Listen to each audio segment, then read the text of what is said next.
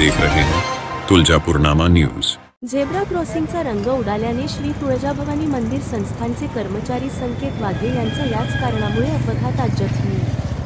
शहरातील मुख्य रस्त्यांवरील झेब्रा क्रॉसिंग अदृश्य झाले आहेत। परिणामी अपघातांच्या घटना घडत असून चालकांचे वाहतूक पोलिसांसोबत वादाचे प्रकारही वाढत आहेत। अपघात टाळण्यासाठी तुळजापूर शहरात सर्वच चौक व ज्या ठिकाणी पादचारी रस्ता ओलांडतात अशा ठिकाणी शहरात सिग्नलच नाही।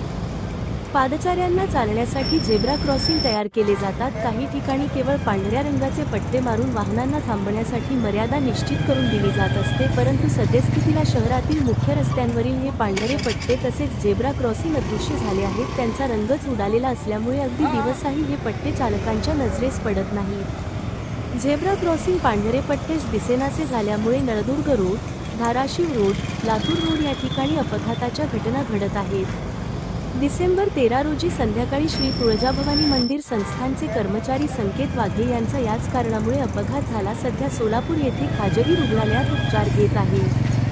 शहरात बहुतांश ठिकाणी रोज अशा प्रकारच्या घटना झेब्रा क्रॉसिंगचा रंग उडाल्याने घडत आहेत। त्याकडे पालिका व वाहतूक पोलीस या दोन्ही प्रशासनांचे दुर्लक्ष होताना दिसत आहे। रस्त्याचे दुभाजक तसेच झेब्रा क्रॉसिंगची रंगरंगोटी पालिकेमार्फत केली जाते। रंग उडालेल्या झेब्रा क्रॉसिंगच्या ठिकाणी त्यानुसार रंगकाम करण्याचे पालिकेला कळवले असल्याचे पोलिसांकडून सांगितले जात आहे। रंग उडालेल्या झेब्रा क्रॉसिंगच्या धाराशिव रोड मलबा हॉस्पिटलच्या परिसरात याच कारणामुळे अपघात होत आहे। तुळजापूरनामा न्यूज चॅनल, तुळजापूर, धाराशिव।